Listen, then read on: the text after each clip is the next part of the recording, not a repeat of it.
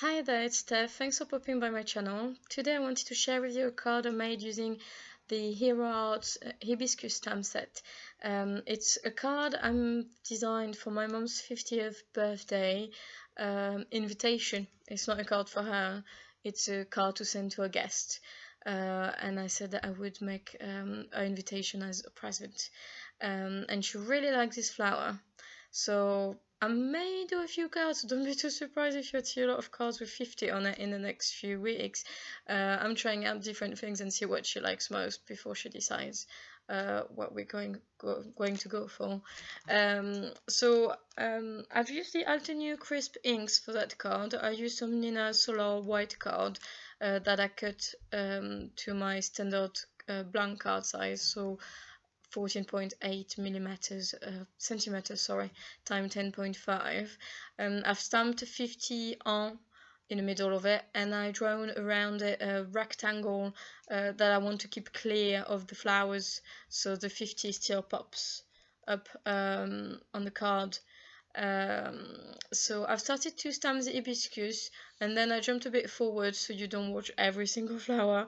But I basically used a piece of post-it tape, and I made half a mask for each flower so they can be layered on the top of each other. I really like that stamp set. It's a very pretty flower, and these inks work really well. Once I was done with stamping the flowers, I removed the mask and used an eraser to remove the marks around the 50. And then I used my masks again. Be careful not to use your masks too many times, because it does suck in all the ink and it will eventually bleed through the paper. And you don't want to reach that stage, because I will ruin your card and it will be too late. You can't fix that. Or I can't, not with that card. So what I would suggest is not to use a piece of masking. If it's post-it tape, I don't have experience with other masking papers, but well, not much. But with that specific post-it tape, not more than 6 times. I think that's probably the best you can do. And I mean, you just need to turn the post-it around to see how much the ink has been absorbed by the paper, and then you can tell if it's time to change or not.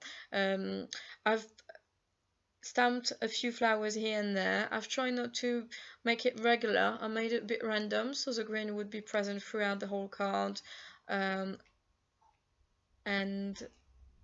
here we go, I'm taking off the mask.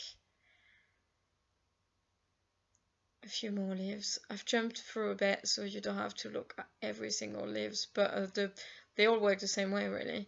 Then I colored the 50 with 2 shades of purple. And I did the shading as if the sun was coming from the right. They are Copic markers. I didn't put the numbers because I'm sure you have 2 or 3 different shades of one color that you can use. And what I've done is I use a very, very light shade to draw the shading outside behind the 50, just to give it a little bit more dimension.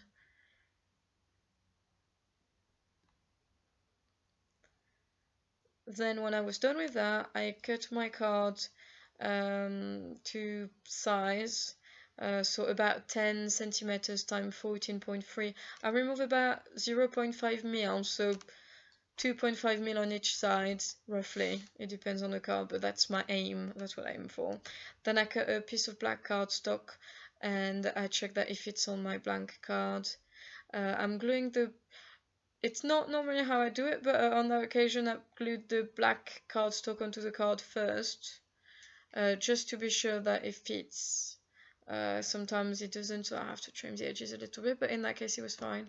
And then I glued the card front. I just trimmed the edges a little bit just to make sure they're sharp and smooth. Maybe not sharp, rather smooth. And then I put a bit more of that double-sided tape. I glue my card at the front, and my card is about done.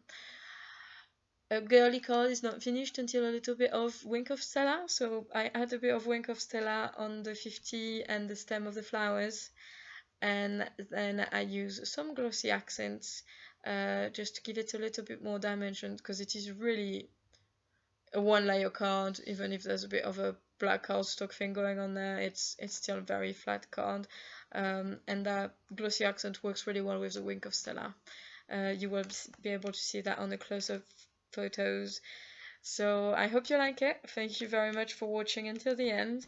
If you want to see the close-up photo at the end of the video on my blog, please have a look. And if you like it, please just give it a thumbs up so I know that I can just keep doing what I'm doing. Thank you very much and have a great week. Bye!